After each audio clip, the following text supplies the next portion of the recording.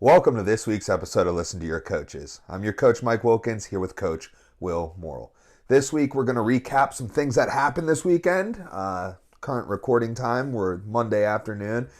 We had some events go down over the weekend. Most pressing to me, the Stout Fights Pro Jiu Jitsu grappling card. So I'm looking I'm looking forward to getting into that. And then, Will, you got some other events that you want to touch on? Yeah, I want to ask some questions about things that are going on in the UFC. Give some updates on The World Series? the Rajam World Series fights, and I got some questions perhaps about Olympic wrestling. All right, dude. I'm all on board to take those. All right. So let's start with Stout Fights. Yeah, let's jump Stout Fights. So how do you want to run this? You want me just to run through some thoughts, some matches, things like that? Yeah, let's have you run it like that, because unfortunately I had prior engagements, was not able to make it, so I kind of want just like Will, big time out on jiu-jitsu. give me the rundown, you know? Big time out on jiu-jitsu. I haven't known that I have not missed a single Stout Fights Muay Thai card. Will has missed some jiu-jitsu events, unfortunately. All right, yeah. So, okay, so first off, I believe there were 13 or 14 matches. The event, the matches were tremendous. The event ran well. I was unable to watch all the matches as I was in coach mode. So, between being in the back, like making sure people were getting warmed up or whatever, just checking on them, not really making sure everybody actually had everything very much under control. I wasn't able to like watch all the matches. Right. All right. I physically cornered seven matches because we had 7 stout athletes compete on the card. And I was only actually able to catch 2 and some change of the other matches. Yeah, like some catch change. little bits and pieces. Yeah, so I'll talk about the matches that I did catch, though. But starting off with in the second match of the night, well, I did catch a little bit at the end of the first match. Tyrus Kerr, a Mat Factory athlete, was going against PJ Weigel from Team Kohai in Grand Rapids. And I just saw that Tyrus had won. I didn't see how the match had gone down. But I'm familiar with Tyrus, and I know he's a very good grappler. I'm familiar with PJ, obviously very close with his coach, Cody. So I thought, that would be a cool match. Yeah, and I'm sure it was. Fun fact about Cody and his fighters. They trained that morning. They trained that morning, went to You want to talk sparring. about that? I mean, there's not much I talked to talk Warren about that. No, we can talk about it. I talked to Warren about it, and I was like, I'm like, that's crazy. It's like you're competing tonight, but you're training. But it's like, all right, well, the bigger picture for them, like they're focused on MMA, right? So like I get that. So like I get both sides of it. And it's like, okay, you're focused on MMA, and also like most people who are serious about it, if they're able to, are training twice a day. Right. On most days, probably not every day. So like, what's training in the morning? Like what? Like you couldn't come back and train that night. You couldn't come back and like, what is a jiu-jitsu match? Just it's training. It's just a role, right? So I do see that, but I just think like also the other side of the coin is like, you just drove 6 hours for this match.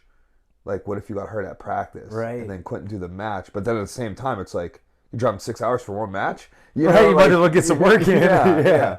So like, I see both sides of the spectrum, and I don't think it like adds to or takes away from your ability to compete. Yeah, no, I agree. On that evening, a lot of people get like a workout in. Yeah, they do a shakeout. Yeah. So I remember seeing a kid in Thailand, like the first or second time I was there, who was fighting that night. And this wasn't like a weight loss workout. He was just cracking pads, getting after it like hard.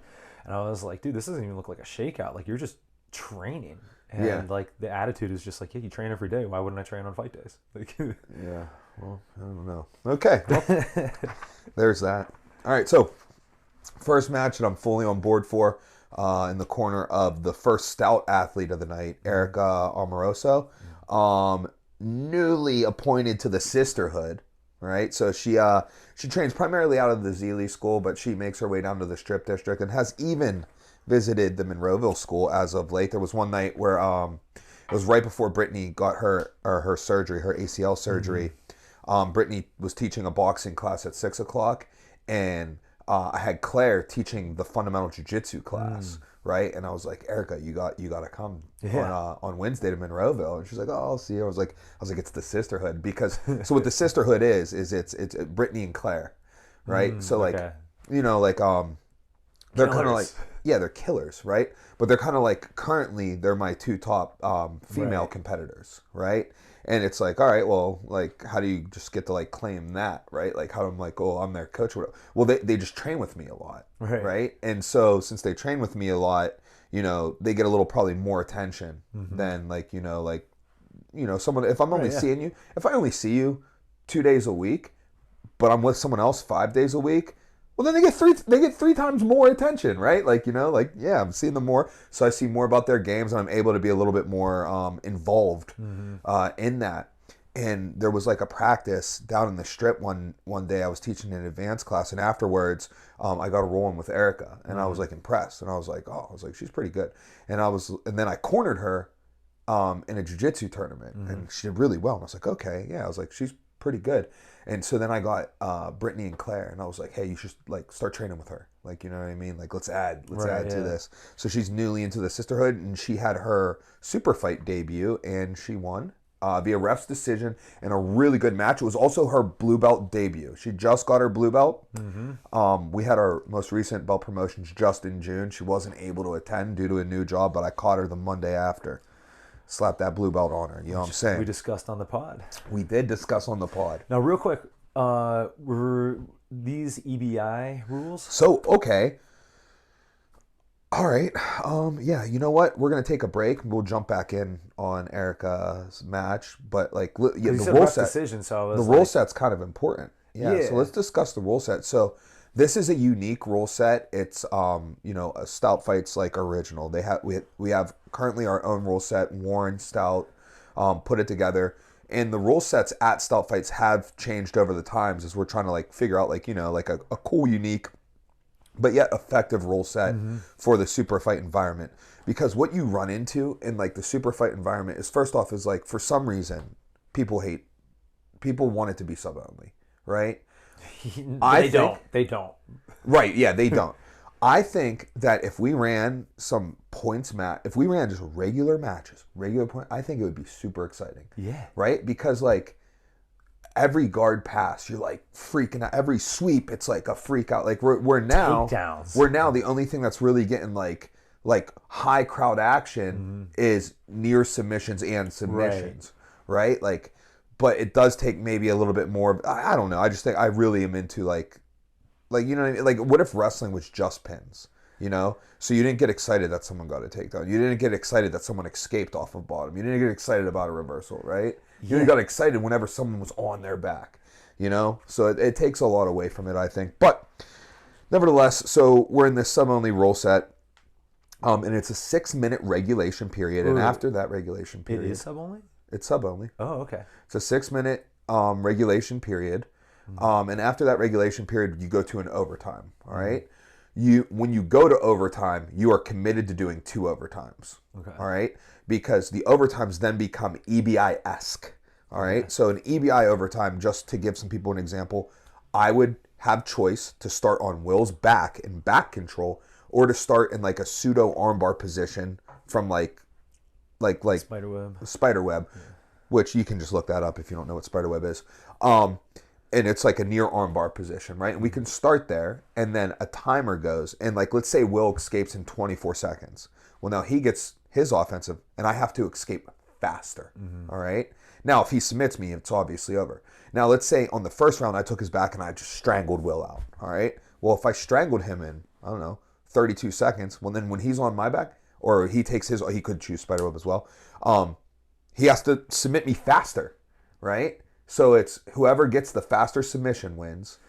Do you have to use the same position? No. Oh, okay. No, in fact, like if I like a lot of times people like if I need a quick submission, I'm probably going spiderweb. Interesting. You know, because you have a better chance at getting a quicker one there. Right. But you also, it could be argued that it's harder to control for riding time. Right. There. So typically people go back control because you feel like you'll be able to, you still have an opportunity to submit, but you're able to accumulate a higher riding time, and therefore you can win via riding time. So we do an EBI-esque overtime where you only get to choose back control. So you start in back control.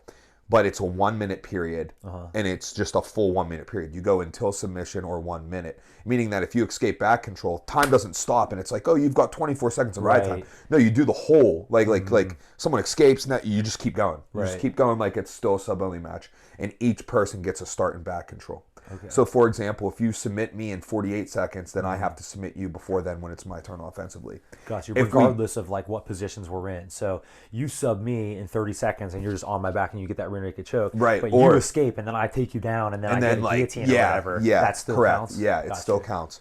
So that's a little different and unique, but like, you know, it definitely has, it's a decent rule set for overtime. And then if those two are tied, right? If no one gets a sub in that, we go to a points overtime, which is a 2 minute sudden victory. So as soon as someone scores, it's over. Okay. If you go through that 2 minute sudden victory and no one still has scored, then it goes to a ref's decision.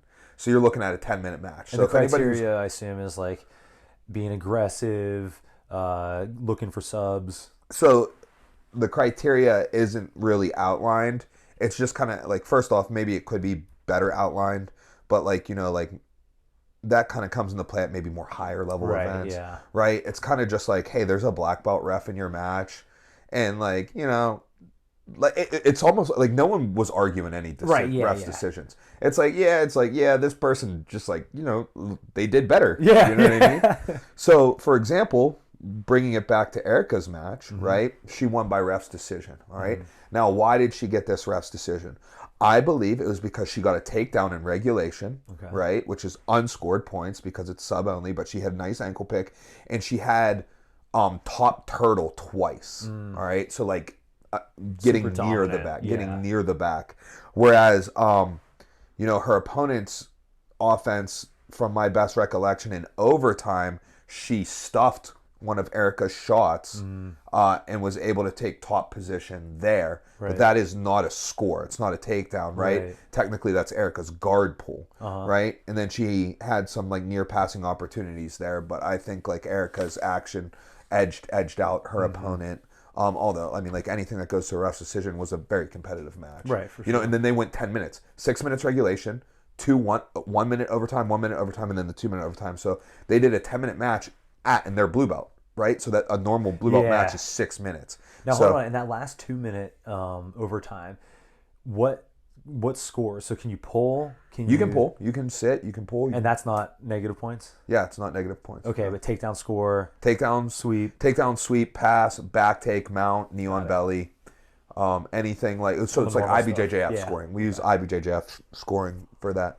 But yeah, so Erica won the referee's decision there. Congratulations. Yeah, it was really good. So then we move into Ryan Conklin, blue belt, primarily training at the Zealy School, but also I see him every Thursday now down the Strip District in advanced class, and it's very I really like seeing him down there. Recently, haven't rolled with Ryan much in the past, but recently we've been making it a point to get like one roll in, like every time, like we're in the same. If we're both training, yeah. You know, and honestly, like, you want to know how recently this is? Like, we've done it 3 times. Yeah. You know, it was just like 2 weeks ago. Like he came to Monroeville the Wednesday that I was like, Erica, you should come support the sisterhood, right? Because like the women are running the classes tonight. You know, and Ryan came as well, and we got a roll there, and it was a good scrap. And he was like, hey, are you training tomorrow night? And I was like, you calling me out, dog? You know what I mean? And I was like, yeah, I'm training tomorrow night. I'll see you there. And then we did it the next Monday. And that was just, I think, these last weeks. So, but yeah, no, so I'm a really big fan of Ryan. And he came out, he took the guard position. He came out super aggressive and was looking good. He was playing a half butterfly. That was looking really good. There's some cleaning up there, but like that's what blue belt's about. Anyhow, like there's going to be cleaning up there. He had a nice false reap entry, like, and he was just like, you know, like, so sat to guard, all forward, like just like you know, like any, like it's what would make someone who normally doesn't respect a guard. Right. A guard puller or a butt scooter starts to respect. You're like, yo, that dude is aggressive. Yeah, exactly. Right? You know what I mean? And we could talk about, like, should you be going for takedowns or guard pulls? we could talk about that maybe another time, or maybe it gets brought up a little later. I'll give you the 30-second version right now. Personally, I think you should be going for takedowns because I think it's cool. But at the end of the day, it's about what makes more sense. Exactly. It's what's going to win you the match. All right, let me give you my 30-second version, okay? Like, is there a reason to go for a takedown, right? This is a sub-only jiu-jitsu match, right? Like, there's a reason for me to go for a takedown because it's going to behoove me to be in the top position. Right. Is it going to behoove you to be in the bottom position? Are you stronger, like with your leg attacks and stuff from the bottom position? Then you should pull guard. You know what you shouldn't do? Waste time in a 6-minute match doing some bullcrap wrestling that you're not good at. Like, it's a jiu-jitsu match. Let's get to the jiu-jitsu. Whatever gets you closer to your submission faster is what you should do. 100%. So someone like me shouldn't be pulling guard. Yeah. Because why would I put myself in a disadvantaged position? Like, I need the takedown because I need to be, like, my best route to submission is going to be via top, right? And my best route to top is going to be via takedown. What if I was maybe a little different style person and my best route to submission was still top, but it's a sub only, and I decided that my best route to top was via a sweep. Right, exactly. Then I should sit, right? So, like, yeah, that's, you know, we could go into more detail on that. Gotta play the game. But like through these exchanges or whatever, Ryan, you know, left his leg dangling on one, got caught in a heel hook, fought it, looked like knee bar / heel hook, looked like it was on, looked like the knee was turning, and then finally had to tap. Man, I'm just like not off the top of my head. So I don't have access to like the video of it, so I wasn't able to like rewatch. So everything is right now. You're getting everything from me off of memory. With that said, you have a very good recollection when it comes to watching like combat sports live. I do, but your boy might have been boozing. It is what it is. You know what I mean? Right. So, but even then, you have a proven track record of having a better memory than me. Bro, I do have a proven track record of That's a story having for a better another memory than a lot of people. It's a story for another time. Yeah, and I just gave up. I was like, yeah, you guys must be right. I was like, you know what? I'm pretty drunk. You guys might be right. And then the next morning, I was like, look at that. I was right the whole time. That was awesome. Okay, so yeah, so even in defeat, a loss here, very like, I'm very like pumped by Ryan. Like I'm excited to go work, get more work in with Ryan. You know what I mean? And he hit me up the day after, and he was like, "Can you renew IBJJF certifications?" And I'm like, "Oh, he's dying to compete." And I was like, "No, but I can talk. I can get on more." And like, you know what I mean? So yeah, so that pumped me up too. That reminds me of that Sylvie quote we talked about on whatever podcast, where it's like, "Do you like winning or do you like competing?" Oh yeah, you know? Like, yeah. Likes to compete. Yeah, I love it. And then our next match, we had Andrew Dwyer. A lot of people refer to him as Ginge. I hear people say Red. I like to call him Red because I think that's like a sick nickname. He's, you know, Ginger, I know who he is, as you're probably guessing, right? He had a good match against an athlete from High Ground, Bobby Stafford, and now this was their 5th match against each other, right? So that's cool, like a little rivalry. I think Red's 5-0 against them, but from what I've been told, every match has gotten like closer and closer. Yeah. That's the thing too, is you can have like 5 matches against someone, and like as long as they're like kind of close, it doesn't matter who wins them. You know what I mean? It's still a great rivalry. Right. Yeah. That happens in Muay Thai a lot, where like you'll have dudes who fight each other like 5-7 times. You know? Like, oh yeah. So anyhow, you know, Andy comes out. He's just getting after it. Sits to guard. Like his. I don't even know if I should say that his wrestling's been getting good, giving that away. But whatever, you know, I believe in it, so I don't care if other people know that he's been working on his wrestling. His wrestling's been getting good, but, you know, it makes sense for this rule set. Got to guard, got to work. A lot of really great attacks, entering into his leg entanglements. He's a good leg lock guy, right? Gets into some positions.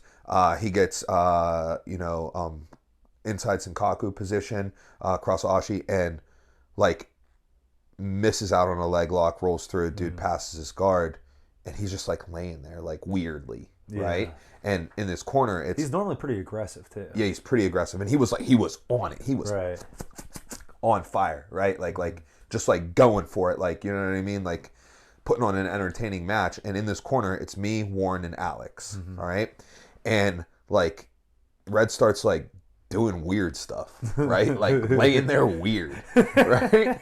And I'm like, yeah, I like smacking Alex, right? I'm sitting in the chair, and like Warren's like on the left of me, Alex on the right of me. I like bumping. I'm like, what's wrong with him?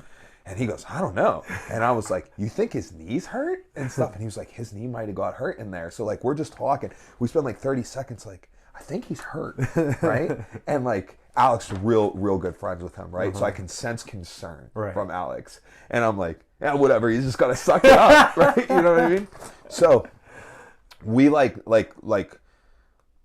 he starts getting his guard passed. He gets mounted. Like, you know what I mean? Like the tides have turned against him. But like, you know, like, and it could be like someone could have gassed. Yeah. But like, you could tell just the way he was moving. Yeah, the way he was moving.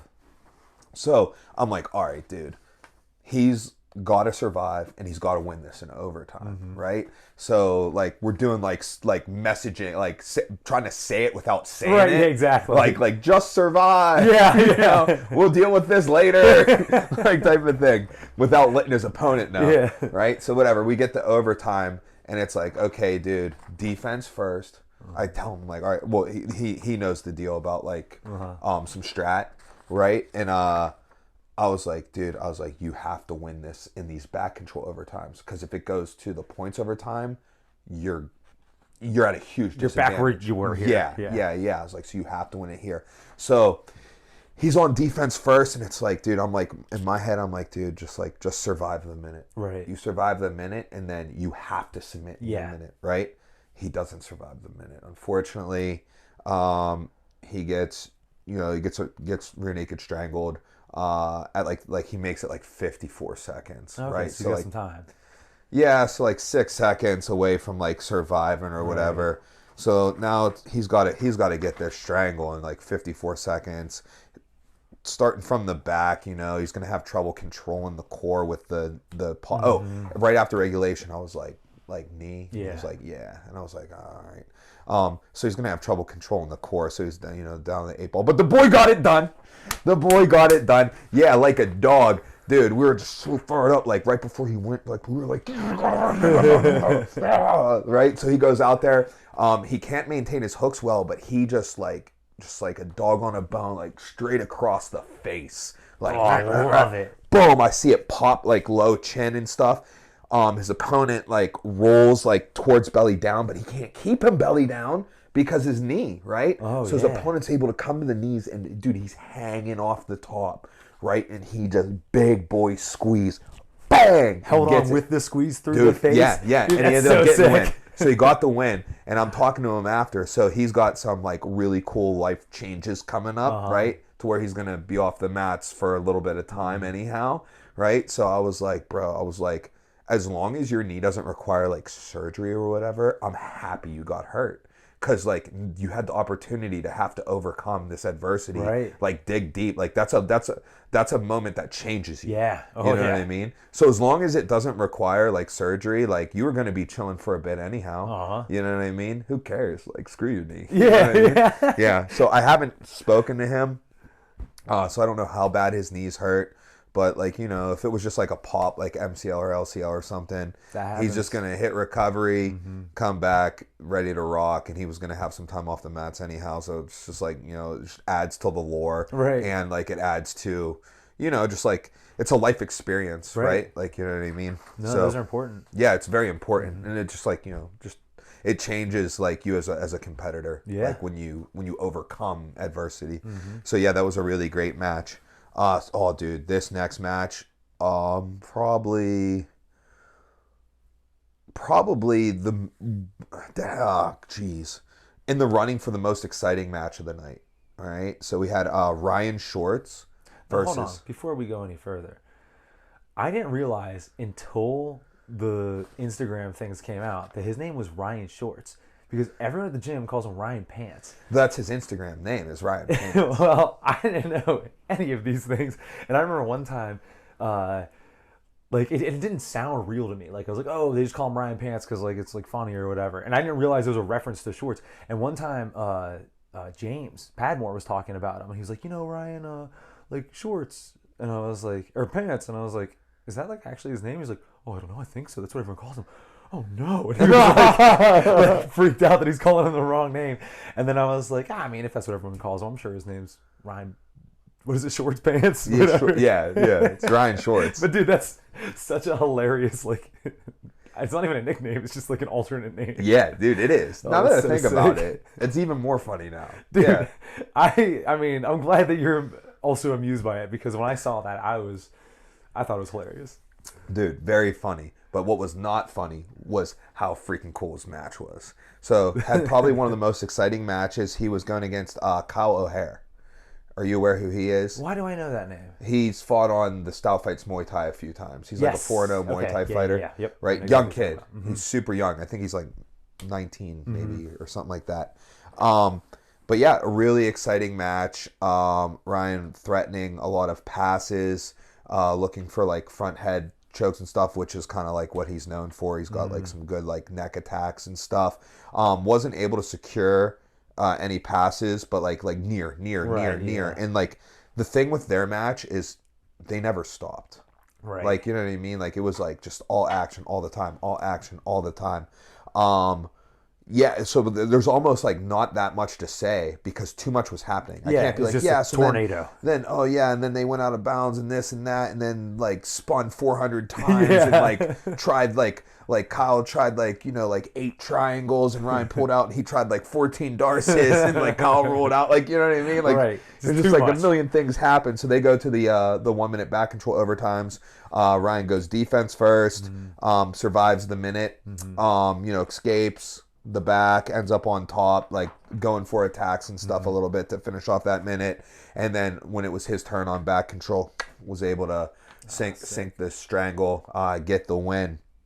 And then right after Ryan's match, all right, we'll get into talking about the next match. But while I'm cornering the next match, I get a phone call from Colton Shorts, right? Is Ryan's cousin, all right? And I've known him since he was a kid. Dude, superstar wrestler, right? Okay. Wrestled at Cal Poly's from Cannon McMillan. His high school wrestling team just got put in the Hall of Fame. Oh, wow. Yeah, dude, like super good. Him and AJ were in the same Whippeal bracket one year. He won it. He won, like he was Whippeal champ. Like, he's a really good wrestler. And then he would come back and, like, you know, like, he, like, dabbles in some jiu-jitsu. Yeah. By dabble, like, he'll, like, show up to an open mat, like, once every 6 months. And, dude, he's good. Yeah. He doesn't even know what's going on. He's good. He's just real good. So he calls me. He's like, hey, about how much longer till Ryan's on? I'm like, he just finished like 45 seconds ago. He won. And he was like, oh, you're kidding. He told me it was like at this time. And I was like, yeah, dude, I don't know what to tell you. But he won. It was a really good match. He looked really good. He won rear naked choke in overtime. He's like, oh, okay, cool. And I'm like, yeah, but I'm like middle of coaching. Like I was literally in the middle of coaching Isaiah Schaefer, who's up next. And I was like, yeah, I'll talk to you later, brother. Yeah. But it was just like, you know, like that like makes like the stories even better. Oh, so much better. Right? Yeah. So like I really like enjoyed that phone call. And also there have been a couple of things you said about this that really make me like appreciate that jiu-jitsu doesn't have to go through the commission. Oh yeah, like Wild West. Yeah, like I'm on in the corner. Probably hat on, you know. Yeah. Beer in hand. Right. Yeah. So our next match we had Isaiah Schaefer, who I'm going to give him some extra shine. So Isaiah is currently ranked 10th in the world in the IBJJF for blue belt in the gi in his weight class. All right. Excuse me. He in the past month has won 2 opens. So Virginia, he just won Virginia last weekend. And I want to say he won like something in the Carolinas. You know, it might be a little off on that, but nevertheless. So he's got, you know, 2 IBJJF golds. Right. You know, so like that's nothing to like shake a stick at, right? So he's got a really good points game. You know what I mean? His opponent that he was going against, Josiah Leduc of Gracie Baja, also very similar style, really good like points game, and you could tell in their match, right? Now here's the thing. So everybody's like, oh, I feel like the sub only versus points thing, like these dudes are the exact reason like why like points are like so much fun. Like in their match, they ended up going to overtime, right? But had they not gone to overtime, the scoreboard would have been like 18-16. Yeah. You know how sick that would have been for a match, right? There was like pass, sweep, pass, regard, sweep, like dude, it was just like nonstop action, just full excitement.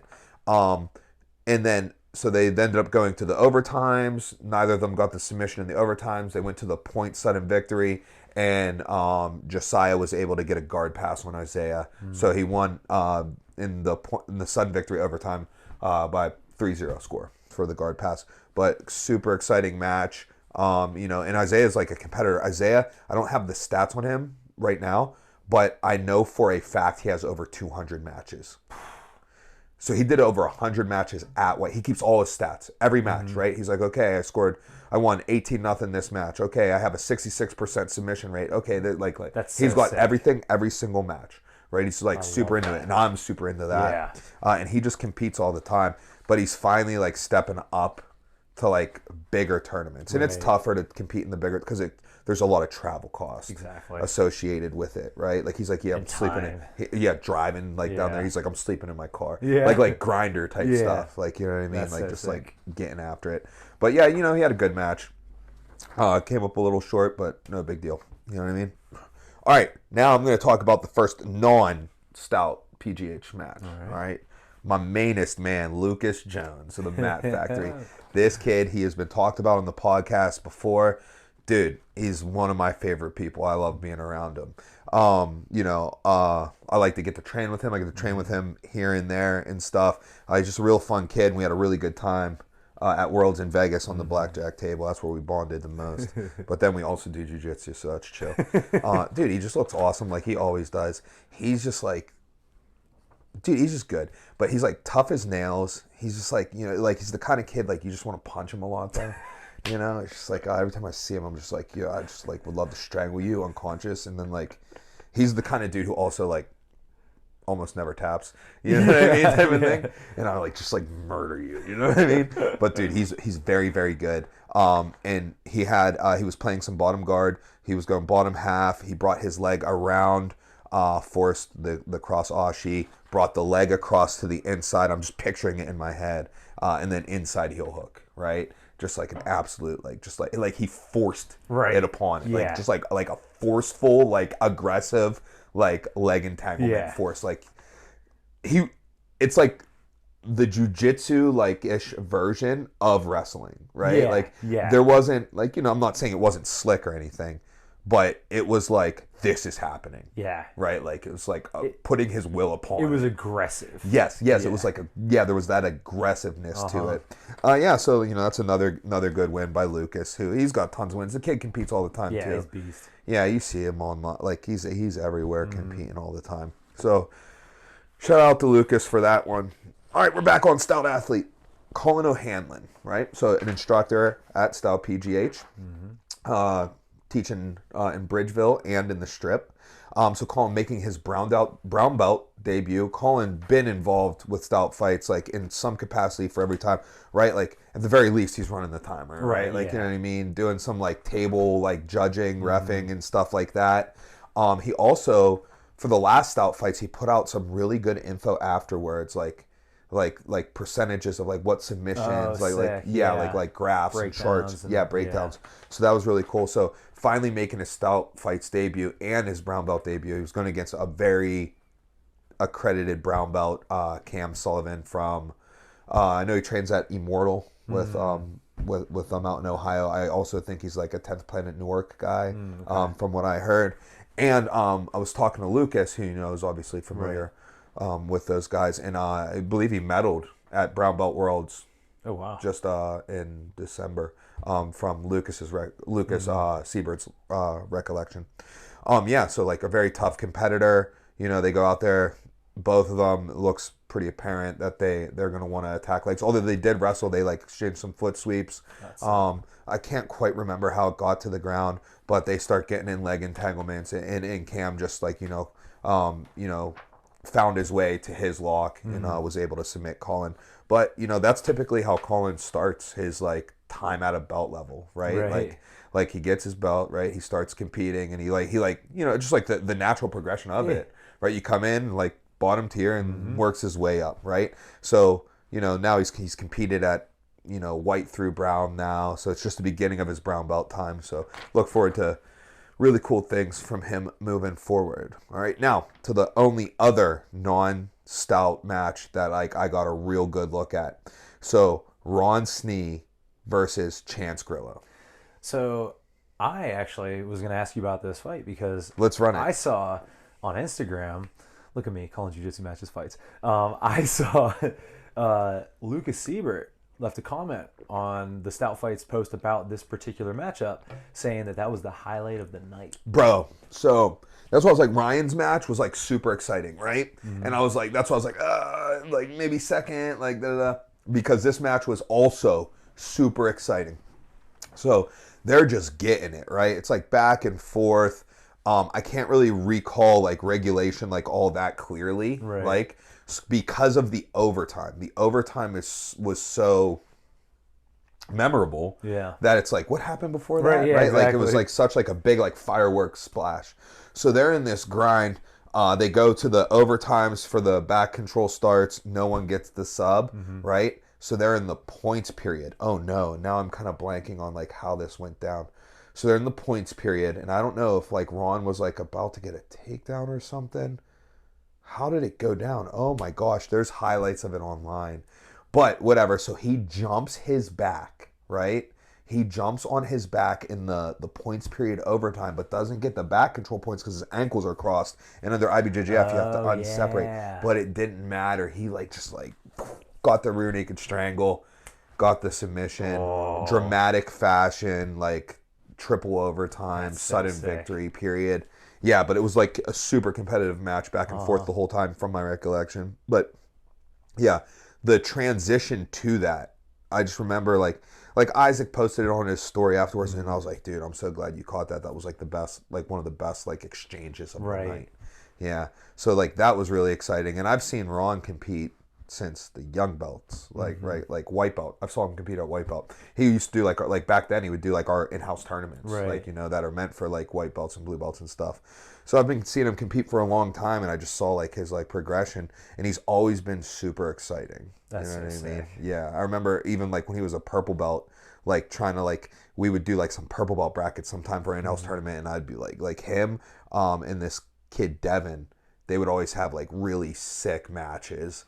And stuff, and I'd always look forward to those things happening.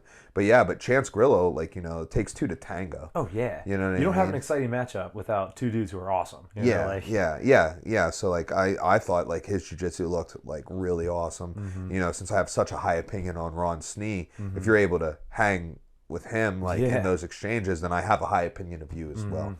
So yeah, thought that was a really, really great match, and honestly.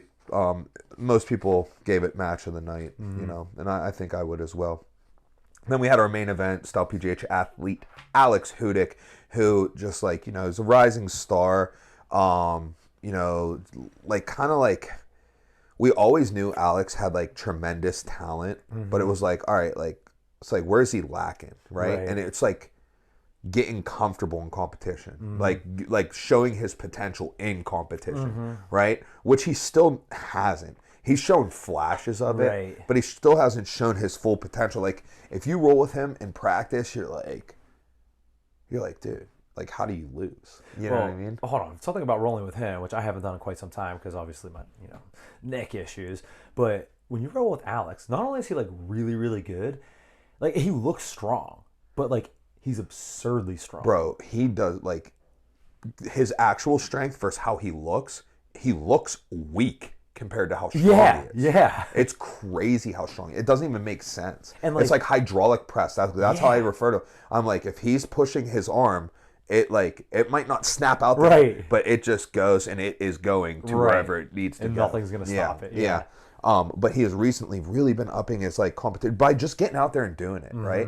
And I feel like one of the things that may hold some people back, especially like if you're like highly regarded in the practice room, and people like like build you up and stuff, like, dude, you could be a world champ, this and that, in which he can be a world champ.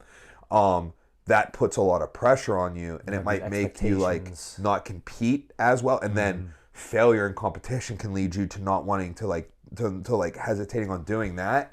And it's like, dude, like, what the best thing for you would be? Like, just go out there and lose matches. Like go lose matches. Like and like just like be like, oh yeah, like all these people still think I'm good even if I lose a match. And then like you kind of overcome that, and then you start like not losing matches. You start winning, and then you're like, okay, now I'm the same person on the competition mat as I am in the practice room, right? So he had a really good opponent, Dylan Friedman, who He won an ADC. He's got like good credentials. He's done trials. He's done well at trials. He won an ADCC Open in Orlando very recently. In fact, last weekend just did IBJJF in Virginia in the black belt adult division. He took a silver in his weight class and a gold in a bronze in the absolute. And I don't know who he lost to in the absolute, but I know his weight class final was against Angela Claiborne, who I've had a match with in the past. The Team Lord Irving guy, he's really good. So like he's not losing to like bad guys. Yeah, exactly. You know what I mean? So he's good.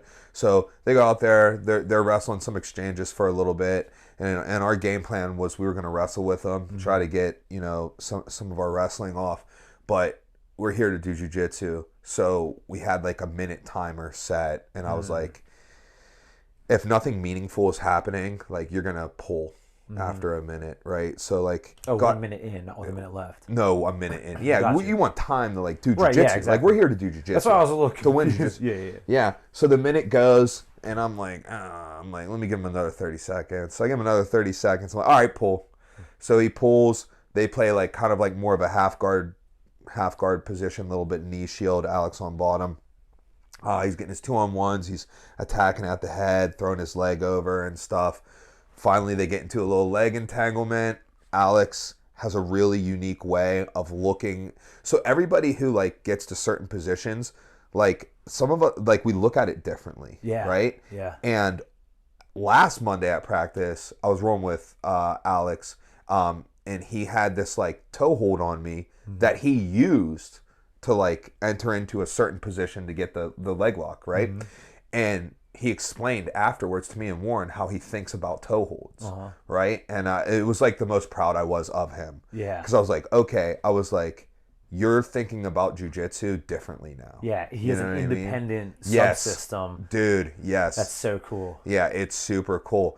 And he ran that system in the match. Oh, that's incredible. He ended up getting the submission. Unfortunately, popped his opponent's knee. I mean, like part of the game, but like, you know, we really obviously we're very friendly with the Mat Factory guys. You know, so we don't want any injuries over there. But yeah, you know, big win for Alex. Hopefully he continues to build his confidence and stuff like that. And like we just need him competing more and more and more. You know. See, that was my only other, you know, note that I had about Stout Fights. Was I was just gonna ask you, dude, like, how good is Alex and what's next for him? Because like, dude, he's so good. Like, so like, I think what's next for him. I have not talked to Alex about this, but you know, he has very little say in his life. Like, he has to do no-gi pans and he has to do no-gi worlds. Like, barring like injury or like. Oh, it's my brother's wedding or something. Yeah, exactly. Like, you know what I mean? Like something like that. Like he has to go do them. You know what I mean? Those are the two big events on the horizon for him because we don't have like ADCC trials is still like, so East Coast trials will be in like November of 2025. Right. You know what I mean? So you still have more than a year than that. So run down some IBJJF and also, stuff. Like, by then, is he really going to want to do ADCC when he could be in CJI? You know what I mean? Yeah, maybe. Yeah, but either way, like, just go get these big tournaments in. I think he still needs to stay sharp competing. So, like, if some super fights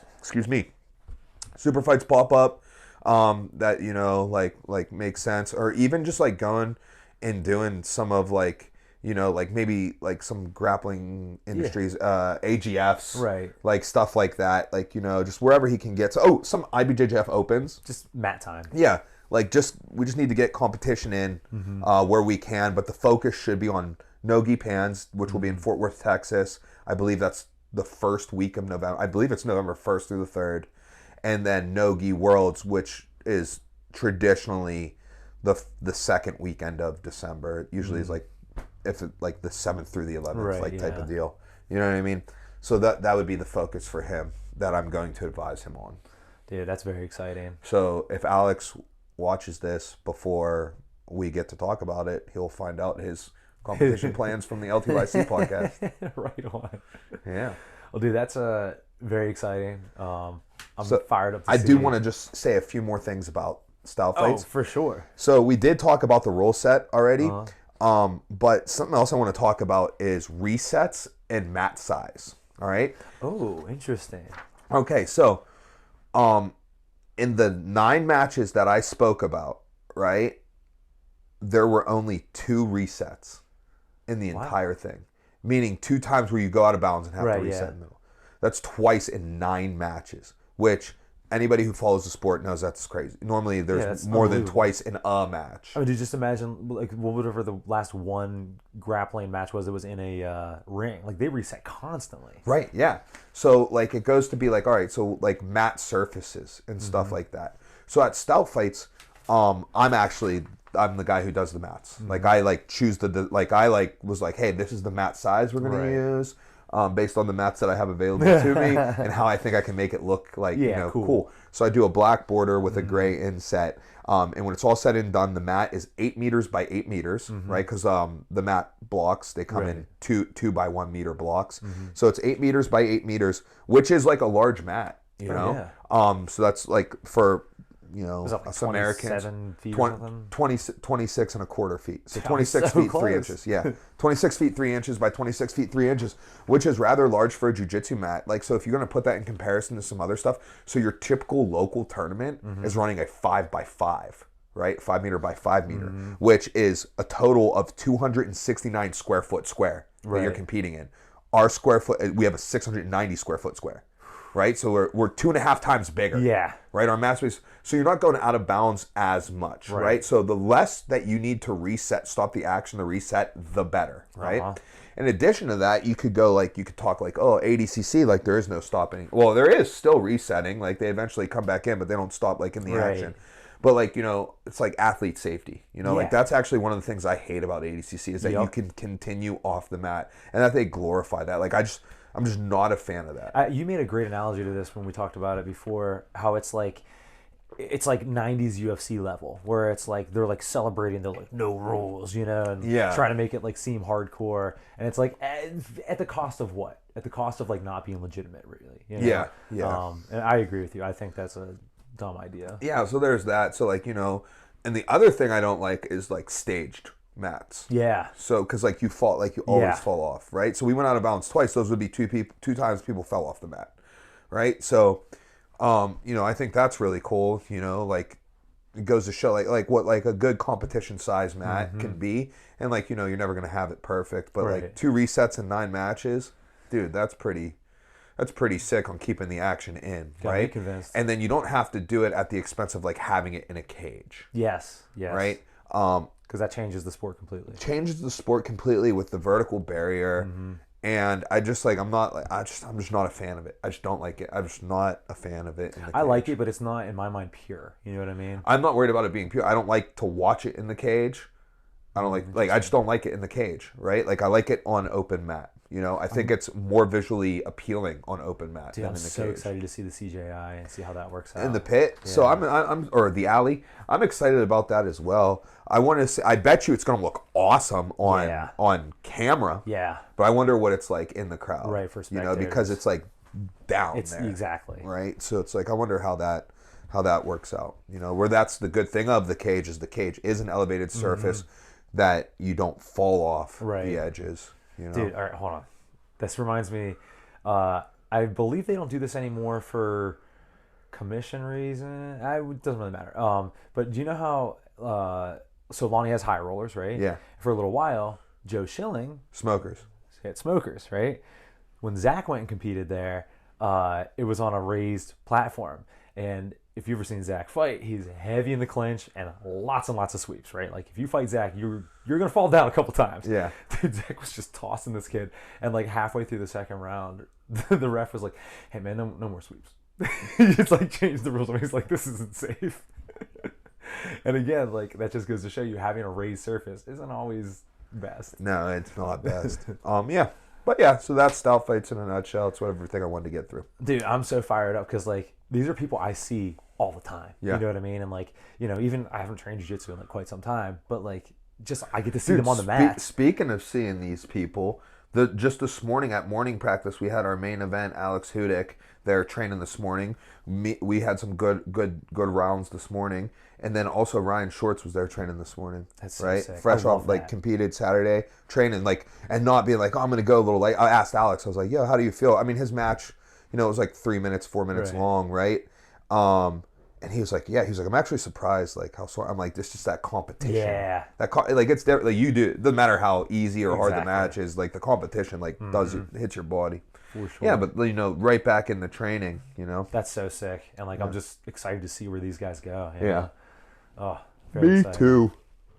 All right, so that's Stout Fights. Move us on. All right, so did you watch the UFC fights this weekend? Did not. I didn't either, but let's talk about them. Okay. So, I got questions for you, and I don't think these questions I have answers for you. are going to matter if you've seen the fights or not. So, first things first, main event, Leon lost, which I was bummed about.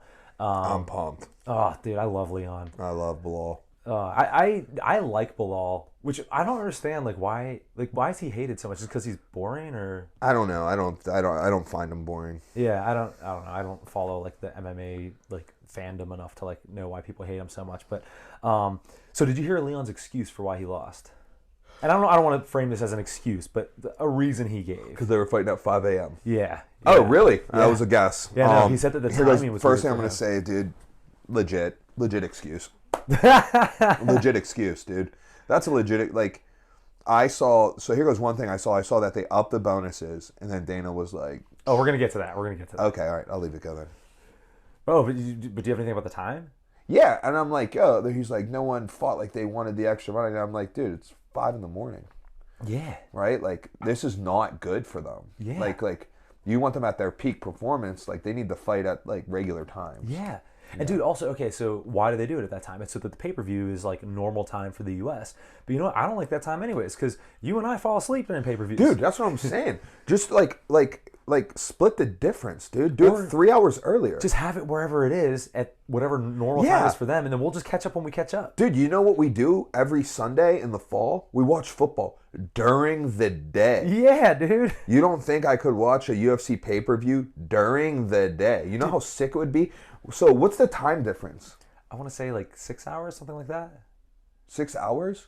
Okay. It's something like that, yeah. All right. So if they fought over there at 8 p.m., right, it'd be 2 p.m. here. Perfect. Right? Start the main card at 2 p.m. It ends at 5. Over there, it ends at 11.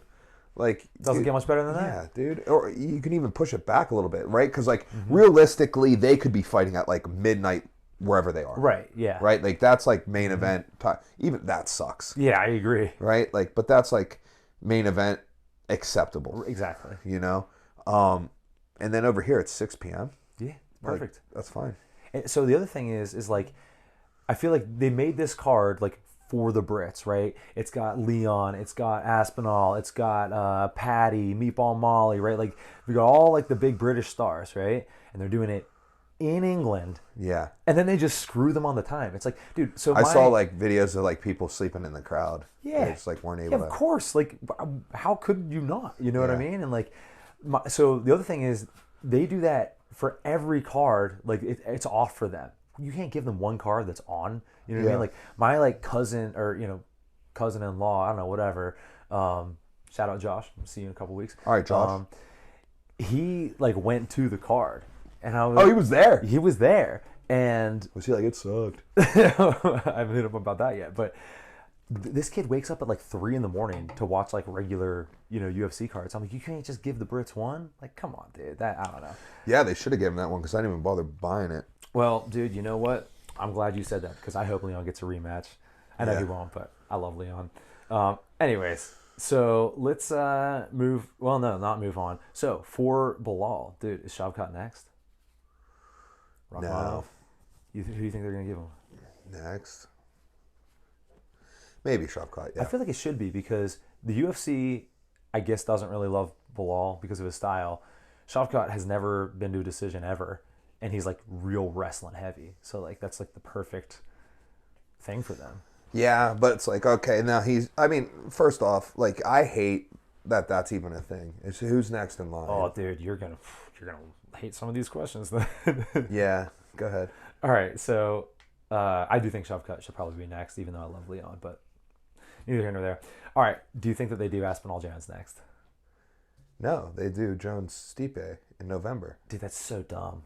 But it's in Madison Square Garden. It's already done, isn't it? I don't know, but Yeah, it's done. It's in Madison Square Garden. Yeah, Jones Stipe. I hate Why are that.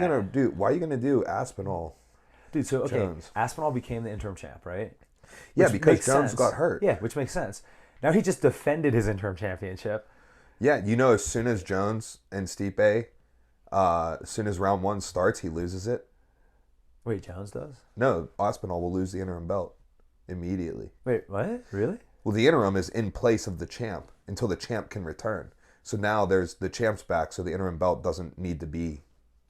Oh, I thought it was still like active or whatever. It probably will still be active, but like if you read it by letter of the law, it should just go away. Oh, yeah, I guess that now makes sense. traditionally the interim champ will fight the champ, Right? But since this is an instance where they're not, according to the letter of the law, as soon as that fight starts, Aspinall's belt goes away. Okay, first off, but it probably won't. They won't. Probably, so first of all, I don't love the Jones Stipe matchup anyways. Like Stipe's too old. I just like let Stipe just ride off to the sunset, being as awesome as he is. But he wants to fight. I mean, I know he does, but dude, Kazushi Sakuraba wanted to die in the ring. You know what I mean? Like it's the fight. It's still the fight. Stipe Jones is still the fight. All right. Well, regardless, I don't love that. But imagine the greatest light heavyweight versus the greatest heavyweight. Yeah, I mean, on paper it's cool, but I mean, would you rather it happen even later? No. Would you rather it happen not for a title? No. All right, so that's going to happen. No, it's the fight. It's the fight that got delayed. It was supposed to happen. So here's my question then. Imagine, or it's not even a question, but just like think about this world where Jones has that fight. Imagine he gets hurt or gets hurt immediately after, or whatever. Tom could potentially defend his interim championship yet again. Well, technically, he could try to win the interim. Yeah, I guess you know what I'm saying. But like, then there'd be 3 interim championship fights. Like, I don't know. I just hate that. Why don't they just make the right? Well, the thing is like, yeah, I mean, like whatever. Like, Tom's interim championship belt, since he's not fighting John Jones, it's just like it's like the same as the BMF belt. Right. It's like, completely illegitimate, which I don't like because I love Tom. So let me ask you this then: do you think Jones will fight Tom? Yeah, after he beats Stipe. You think he does? Yeah. Why wouldn't he? I think he's gonna retire. I mean, okay, then he can retire that too, but like, I mean, I don't think he loses to him. Dude, up until like the last 6 months, I didn't think it would be possible for Tom to beat Jones, and now I'm like, he might. Yeah, dude, I'm definitely not taking that. I'm taking John Jones. I think that he's the only heavyweight who could beat Jones. I mean, outside of like a freak like Pavlovich just catches him, or you know what I mean, something like that. But like skill wise, like Tom is so good. I don't know. I'm taking Jones in that right now. I'm taking him convincingly. Interesting. All right. I think Jones is gonna smoke Stipe and then smoke Aspinall in April. Dude, if Jones beats Stipe, which I assume he will, I don't feel like that adds to his legacy really. I think it does. I mean, on paper, I think it does, but I think that's the only thing that matters is on paper, because when you're talking about legacy, you're not talking about how you feel in the moment. You're talking about how it looks to people who were never there. And also in 10 years, no one's going to be like, oh, well, Stipe was this. That's what I'm saying. Yeah. It's like, it adds to his legacy. His legacy is not your feeling about it. Its legacy is your feeling about how you can recite it on paper. Fair enough. Right? Because you look at what's the legacy of some of the great boxers of the mid 1900s, right? You read there, you're like, oh, he was 49. Yeah. He went on a 49 fight win streak, right? And no one's beat 7 champs during that time, right? You know what I mean? No one knows what the strength of schedule or anything like that was. Well, I mean, the strength of schedule is just whatever's on paper, right? It doesn't tell you how it was perceived by people at the time, exactly. Right? You're not reading newspaper clippings. You're not reading. You're not going to be in 30 years referencing back to Twitter posts about it. Right? Yeah. Let me rephrase this then. I think that him beating Stipe ups his legacy by X amount. I think if he does that and then beat Tom, then it's you beat the old guard and you beat the new dude who everyone is afraid. Is there a single person that an active fight, someone on the roster who John Jones can beat that does more for his legacy than Stipe? Maybe it's just because I'm so in it and I'm so into Aspinall, but I think Aspinall. So we just talked about why that's not the actual case. So that would mean that you are going to bat saying that Aspinall's current resume is better than Stipe's current resume. No, because that's what it means. What it's saying is my feelings, which are irrelevant for legacy, Yeah, no, well, I asked you legacy, not your feelings, though. So for legacy... Okay, for legacy, yeah, beating Stipe. Yeah, it'd be beating Stipe, because Stipe is still considered the greatest heavyweight of all time, right? So to have that, it's just like, it's your hit list. It's just whose names have you dashed off, right? Yeah. And if you go through John Jones' names, it's unparalleled. Oh, yeah. Unparalleled. Okay, let me ask you this then. If he has 3 fights lined up, okay, and he only gets to take one of them, all right, and you're John Jones' manager, you want what's best for him, whether it's legacy-wise, money-wise, whatever, okay? He can either fight Stipe, Tom, or Fedor. Stipe. Interesting. Yeah, I mean, I feel like Stipe carries more weight than Fedor. Really? Is that just because we're old school? It's just because, yeah, like, there are so many people who don't know, like, even on, like, the books, like, Fedor's not looking that great. Right. You know what I mean? Like, Stipe, like, I get it. Like, you were there. You were in the community for some of Fedor's run, right? But... yeah, Stipe's is just more legitimate because, like, back in Fedor's run, too, it's marred by it being, like, the Wild Wild West. Right. Right? It was in Pride. Yeah. You know? Which is, like, not incredibly legitimate. In some ways, I see what you're saying. Yeah, I mean, it was more about, like, the show and stuff, right? Like, you know, do you think that... his win over Hungman Choi? Like, that was crazy. That was cool. I like that. It was cool. But he looked so little on the armbar. I know. When he had the armbar on him, he looked so tiny on his Which is arm. crazy because you're like, he's one of the He looked like heavyweights. Mickey when Mickey armbars me. Yeah, dude. Right? Like when Mickey armbars me, his legs wrap around. Like, they don't go across my chest. Right. They, like, his whole body, he's just like a koala bear hug on just my arm. And that's what Fedor looked like. But are you going to tell me how many, if you had to guess, how many people do you think threw UFC fights in the history of the UFC? Oh, very low. I would very say, low, right? Yeah, probably sub 100, right? Sub 100 fights that have been thrown. Yeah, I'd imagine. I'd imagine sub 5. I bet it's more than 5. You think more than 5 people threw their fight? How many UFC fights do you think there have been ever? So, okay, UFC 304 just happened, right? You're averaging 12 fights a card. All right, so right there, 12 times 304. You know what I mean? Right, plus all the fight nights, all the versus Fox, The Ultimate Fighter. You know what I mean? Like, so many thousands. We're saying more than 5,000, right? Yeah, well more. Okay. Well more. I bet it's more than 5. You think it's more than 5? Yeah.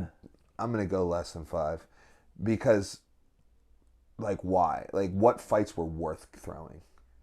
I think if there's which also, dude, I'm dying because there was betting on it. What happened to James Krause? Like, there's got to be more to the story that we don't know. Yeah, we'll have to dive into that a little deeper some other time, because we can't roll down that track. Yeah. We could do a whole pod on that, actually. Yeah, but, like, how many Pride fights do you think? Oh, way more than that. Way more. And guess what? There was only 33 Pride events. I think if we look at it percentage wise, like the percent of Pride fights that were thrown versus UFC, what do you think it is? Like, so that's what I was trying to get to. There's been over. So I think there were 33 Pride events. To me, that tells me that there's been over 304 just UFC pay-per-views. So there's probably been like over 500 UFC events with the Ultimate Fighter on Versus, all that stuff, right? So, like, there's been over 100 times more UFC fights than Pride fights, right? The percentage is way different, and people were throwing fights in and Pride. Also, like, you know who owned. Yeah. Yeah. Yeah, people were throwing fights in Pride.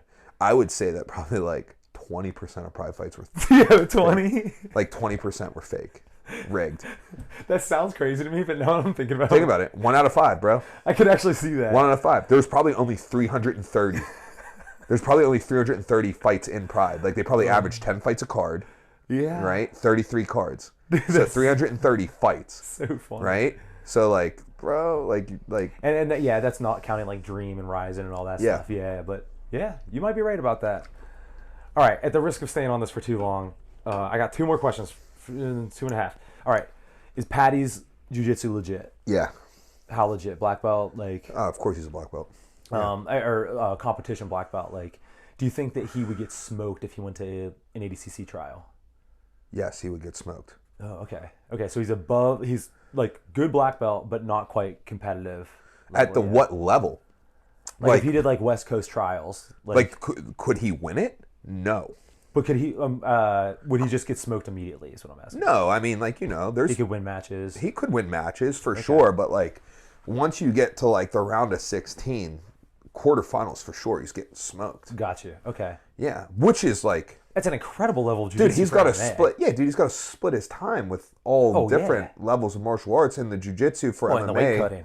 yeah, dude. Like, there's just so much. Like if like he shouldn't like if he heard that he should be like, yeah, he shouldn't like.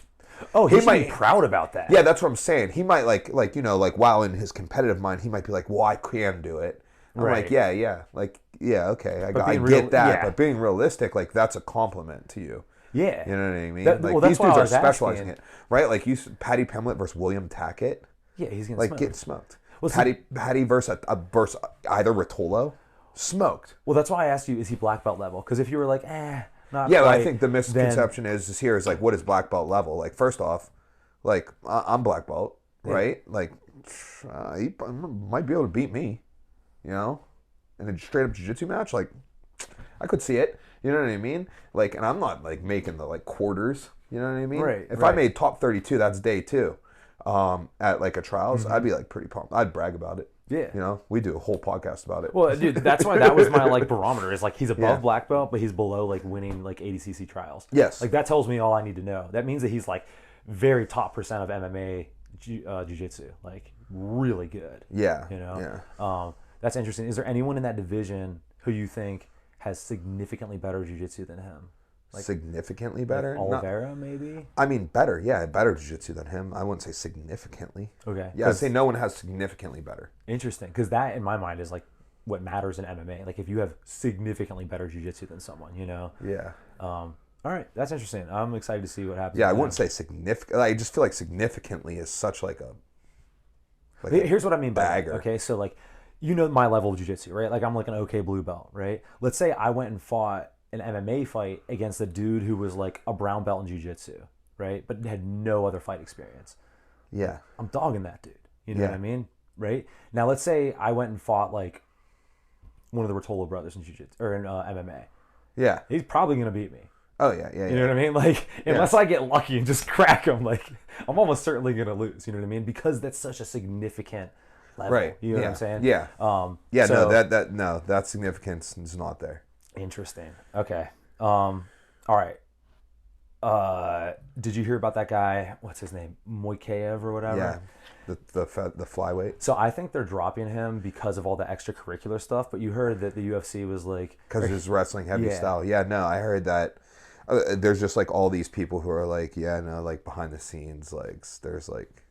Yeah, stuff going on behind the scenes. Do you think the UFC actually tells fighters to like, don't be a takedown heavy guy? I mean, I don't know. Yeah, probably not. I bet it's happened in the past. I don't think it's happened recently. Yeah, no. I don't know.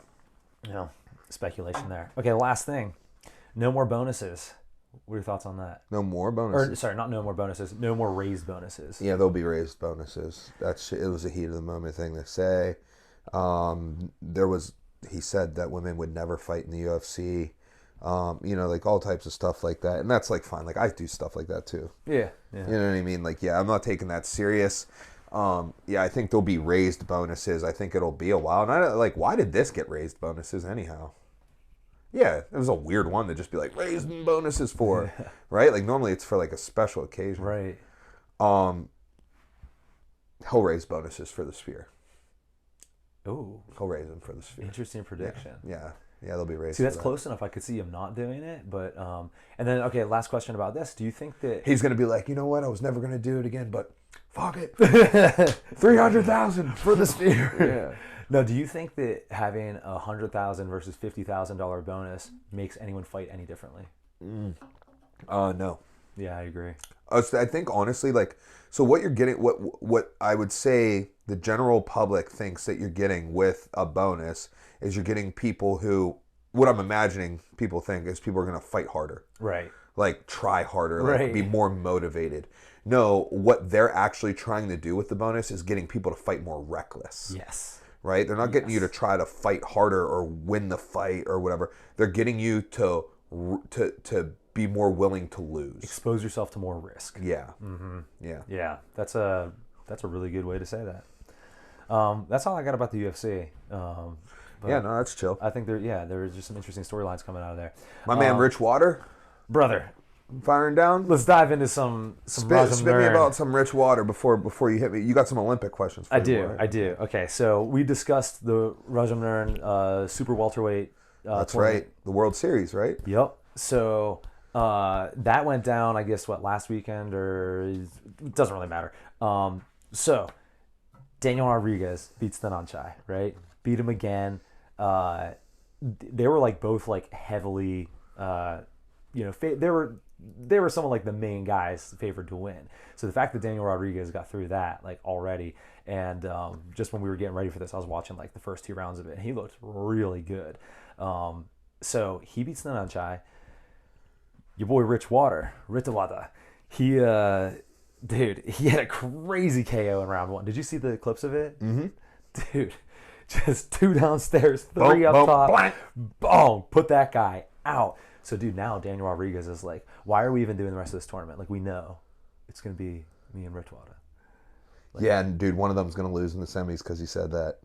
Dude. He jinxed the shit out of that. But, like, man, that's super exciting. I'm very fired up. I hope that fight happens. And I don't know who I'd root for, because Ritawada is, aside from being your favorite Muay Thai fighter, he trained at Petchyindee, right? And that's where we trained, and, like, you know, like, those are the homies. But, dude, Daniel Rodriguez is so good. Yeah, but and he's Rich so Water. fun to watch. He's just got great style. I don't know. Yeah. It's exciting stuff. Exciting stuff. When are the semis going down? I don't know. Oh, man, you should know that. I know. I have notes, and I don't have that. Oh, man. All right. We'll update it when we get there. Let's keep it pushing. What's next? Last thing I've got. We've got the Olympics going on right now.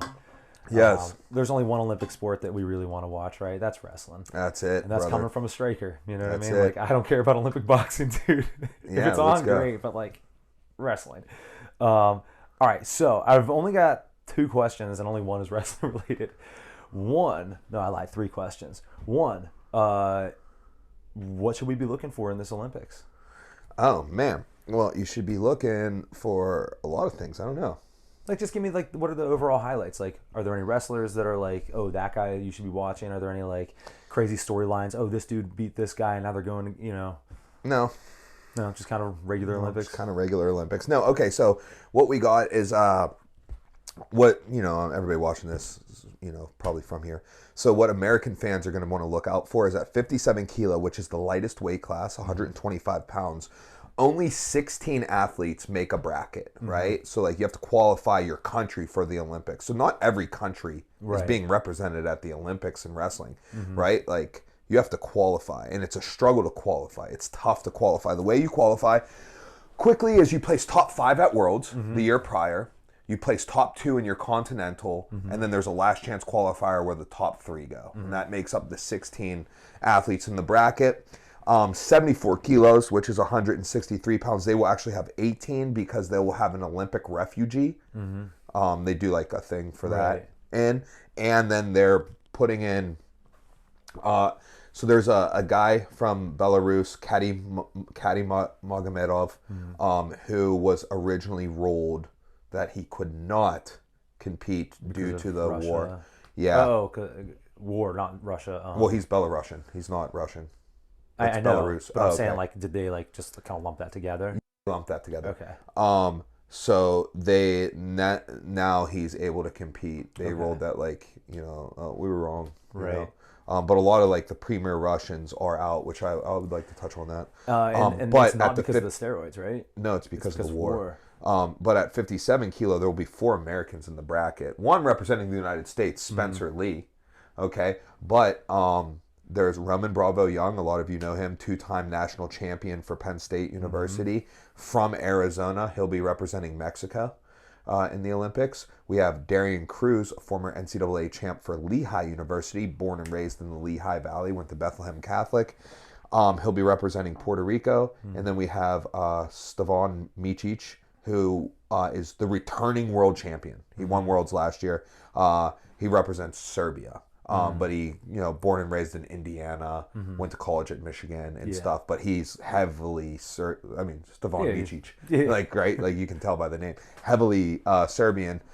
So they're able to represent like those countries. You know what I mean? Right. And they all obviously qualified for the Olympics. So 25% of the Olympic field at 57 kilos are Americans. That's pretty cool. Yeah, and 2 of them are from Pennsylvania. Spencer Lee being from Murraysville, Pennsylvania, and Darian Cruz being from, the northeastern part of Pennsylvania, the Lehigh Valley. Put a negative spin on anything, but was there anything that like came out? Like, was Spencer Lee hurt or something for that? He got pinned, right, in his semifinal. So he was going for his 4th national title. Was he hurt or something? Torn ACL. Yeah. Oh, okay. So he's had. So I don't know if you know, but the year before he won, or 2 years before, he won NCAAs with 2 torn ACLs. Yeah, 2 torn ACLs, and that's you may have remembered his like quote. He was like, "Excuses are for wussies." Yeah. Yeah, like and stuff. He was like, "Yeah, they're like, oh, like how did you?" And he's like, the one say nothing leading up. He's like, I have 2 torn ACLs. Both my knees have torn ACLs. He's like, I can't shoot, I can't sprawl. He still won a national title. That's awesome. Now, did he keep that same energy after this? Did he make any excuses, or was he just no excuses. Dude, that's so cool. No, that's so cool. No, but yeah, so he got that repaired, took that year off, and then came back this year for the Olympic year, and has just been absolutely dominant, like complete stud show. He'll be my pick to win the Olympics. People who can challenge him: Stefan Micic, obviously returning world champ. There's the Japanese wrestler Rei Higuchi. He was the Olympic silver medalist in 2016. Didn't make the team, and for 2020/2021 missed weight at Japan's qualifier. Wow. So like to qualify for it, he missed weight. Interesting. So he didn't make the team. And then there's oh my god, I'm gonna say his name wrong. Abarakov or whatever, who's a Russian who had transferred to Albania. Okay, so who's 2022 world champ. Is that a common thing this year? Are there any like Russian wrestlers who are It's incredibly common. Russian wrestlers transfer all the time. So Russia's so deep that a lot of times. So what we have happening with Russia now, they finally got to the point where their transfers are sometimes beating the Russian wrestlers. Wow. So like, for example, at 97 kilos, there's this young guy. We're just going to call him Taz. It's like Taz Udanov or whatever. Right, yeah. He's actually born and raised in Dagestan, trains at who's considered like potentially the greatest wrestler of all time, Abdul Rashid Sajalayev's school. Beat him at Worlds last year. Beat him at Worlds. Yeah. Wow. Beat Kyle Snyder and Sajalayev at Worlds in back-to-back matches and won Worlds last year. Right? Sajalayev ruled ineligible to compete in the Olympics. Zarbak Sidikov, who is Kyle Dake's primary rival, returning Olympic champ and world champ for Russia, ruled ineligible to compete and stuff. But so what we've seen happen in the past is like a lot of the guys who are like, like 3rd, 4th, 5th on the ladder is what they call it. They had transfer wrestled for like Hungary, like other former Soviet countries, and but they they would never beat the Russian. Now they're beating the Russian because you know what's happening now. Now the 2s are leaving. Oh, now the 2s are leaving. Like for example, Taz, he never even tried to make a Russian team. He was like, "What? I'm going to be behind my mentor." Right. Yeah. Right. Sit behind I'll never make a team. He's like, "I want to wrestle," so he transferred to Bahrain. Doesn't live in Bahrain ever. Lives in Dagestan. They were like, "We'll definitely take you." Yeah. So wrestles for Bahrain. And stuff like that. So we see that happen a lot. So there's talk in the wrestling community about there being an asterisk on this year. So the 1984 Olympics, the Russians did not compete at. All right, they boycotted those Olympics, and notoriously in the wrestling community, we put an asterisk on those Olympics. Those were the best we've ever done in the Olympics, right? Well, it was the Soviet Union at that time. Right, yeah. So if the Soviet Union wasn't there, it was a very weak field. Right. But since the Soviet Union has split up, now like all those countries still have strong wrestlers, plus you have the transfers. So instead of having one Soviet in the field as you did back in those days, there'd be like 6. Yeah. Right? Like imagine like you're at Worlds for Jiu Jitsu and only one Brazilian's allowed in the bracket. Right, yeah.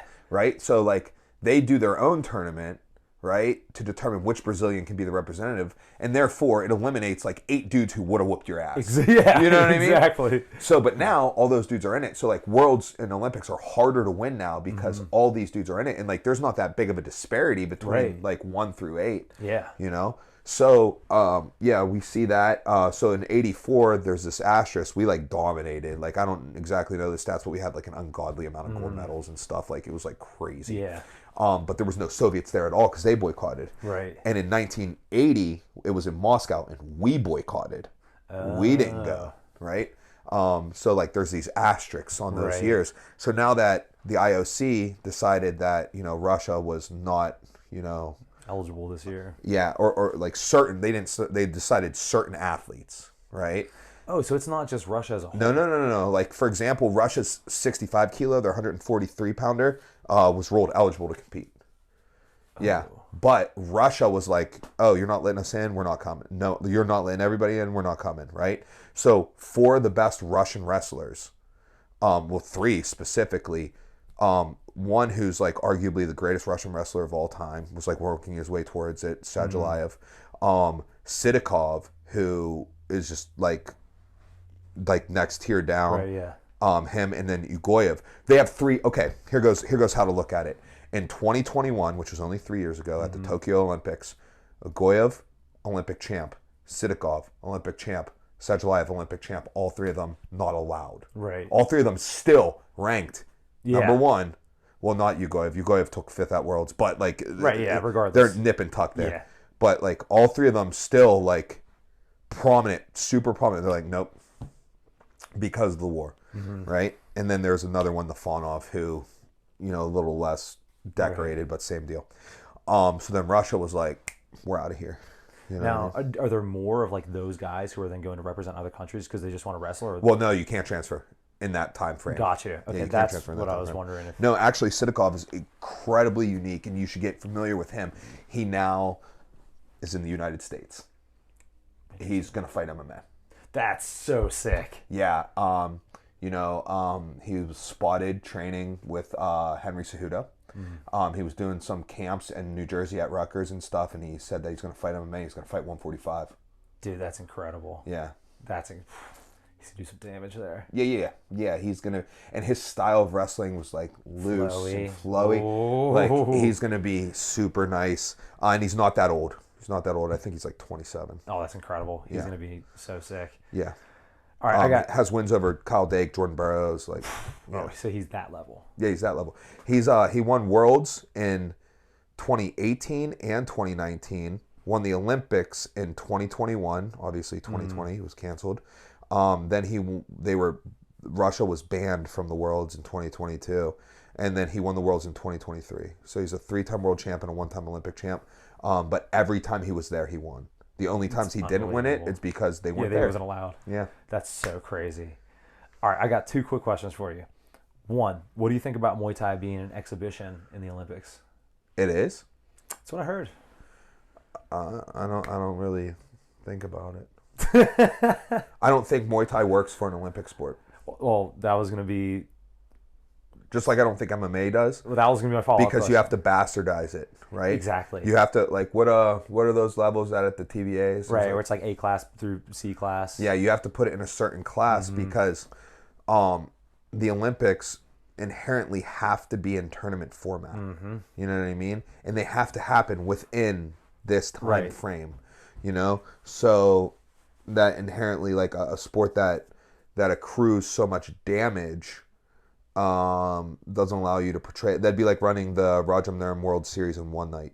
Yeah. Or 2 nights or 3 nights. Not a fan of that. That's what I was going to say about it. Will water down the rule set needed in order to give it the best example. Also, you typically need a world recognized governing body. That's the struggle with jiu-jitsu getting into the Olympics, is that there's no single governing body that is seen as like the most elite. Like for wrestling, the UWW, United World Wrestling, formerly FILA, you know, judo has their own as well, like, you know what I mean? And then the IOC recognizes them, and then they come in and run their portion for the Olympics. Yeah, I feel the exact same way about not having it because, like, you obviously can't have like a 5-round elbow war, dudes cut up and everything, and then have them fight again that next week, you know? And I'd rather not have it in the Olympics than have like elbow pads and, you know, chest protectors. The other whatever. thing is like the Olympics, it's not actually about like having the best fighters fight the best fighters. Mm-hmm. Like, for example, a lot of times in Russia or even sometimes in the United States, the actual best versus the best happens to see who's on the team. Right, yeah, exactly. Right? So if you look at Muay Thai, right? Yep. Like, if you were like, hey, we're going to put the top 16 fighters in this tournament, the top 16 welterweights in this tournament, how many of them are Thai? Right, yeah, 14 of them probably. 14 of them, right? Well, now only one of them's in the tournament. Right, exactly. Right? Because only one Thai can be in there. You know? So it's the same thing with like jiu-jitsu. Now jiu-jitsu is getting a little more worldwide. Mm-hmm. But like if you put jiu-jitsu in there in like the early 2000s, it's like, dude, the top, like the same thing. Like, all right, there's 16 guys in this bracket. Okay, put the 16 best in. Well, 15 are Brazilian. All right, we'll put one of them in. Yeah. Okay, so who's number 16 through 31? Yeah. And now they're in it. Like, you know what I mean? So. Yeah, I'm on the same page. I don't like it. Yeah, the sport needs to be a little bit more worldwide spread to where there's some more parity, and then I just don't know if it's the right sport. Maybe it is good to just have. I've just thought about this right now. Maybe it is good to only have certain things as an exhibition, where it's just like, hey, just so you know, this exists. You know what I mean? That might be kind of cool. I don't like the Olympics. I don't know if I've ever made that clear. I have mixed feelings on the Olympics. Okay, I don't like it. I just they put a stranglehold on certain sports, right? So like the Olympics, like okay, like in judo, like judo has been like kind of like definitely changed over the years to meet like Olympic criteria. I'm sure you're aware. What year was it? After the 2012 Olympics, we had to run the Save Olympic Wrestling thing. They were going to remove wrestling from the Olympics, right? You know what we're down to? We're down to 6 weight classes from 10. We had 10. Now we're down to 6, so weight classes are 22 pounds apart. Yeah, it's so ridiculous. And you're aware of how much weight matters in wrestling. Like, so like dudes who like, and you know what? Some of the most exciting weight classes are gone, right? Like, do you find the bantamweights in UFC exciting? Sure do. Sure do, right? Guess what? If this MMA was in the Olympics, no bantamweights. Right, yeah. No bantamweights. All those dudes have to go to the featherweight. And you're like, oh, well, they just can't hang it. Like, size matters, right? Do you like lightweight? Sure you think 155 is a good weight class in the UFC? One of the best. Gone. All you got to go to 170. And you're like, man, but those dudes are like just different size humans, you know? So yeah, like that's essentially what happens with the Olympics. So like if you look at wrestling in non-Olympic years, we have 10 weight classes and it's sick. So we have our 134-pound weight class. We have our 155-pound weight class. We have a 174-pound weight class. We have a 202-pound weight class, right?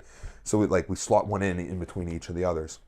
And it's great. And then here comes the Olympic year, and it's just like a bastardized version. Yeah, and also like if you, especially like in fight sports, if you have someone who's just worried about the Olympics, then what does that do to their pro career and like other matches that could have been made, and it just gets screwy. I think fights are good the way they are. Let it rock. Yeah, they are. They're it's better that way. Yeah, you don't need the Olympics. Like, I mean, if you look at it, we had I heard a tennis player's interview. I'm not gonna remember the name, but it was like, I want to say tennis. I'm going to say it was tennis, but it was like, yeah, like, he was like, you know what, I kind of feel like tennis shouldn't be in the Olympics. It's not the pinnacle of our sport. Yeah. You know what I mean? He was like, he was an Olympic gold medalist. Right. He was an Olympic gold medalist, and he was like, yeah, my, like, the Miami whatever was more important to me. Yeah. You know what I mean? Like, it's just not the pinnacle of the sport. So if it's not the pinnacle of the sport, it shouldn't be in the Olympics. Right. You know? I agree. Yeah. Like basketball, it's like, you know. Yeah, that's so absurd. Yeah. Also, what's up with like, isn't it like really strict where you can't fight in the Olympics if you're a pro boxer? Yeah. But LeBron, like, wow. The whole USA team's pro. I know, but like, that's what I'm saying is like, am I like understanding that incorrectly or something? No, I like, have no idea. Or they're just screwy. Yeah. Yeah, I don't know. I don't know. Well, that's all I got. That's it. All right, so another episode of Listen to Your Coaches in the Bank, and we'll catch you next time.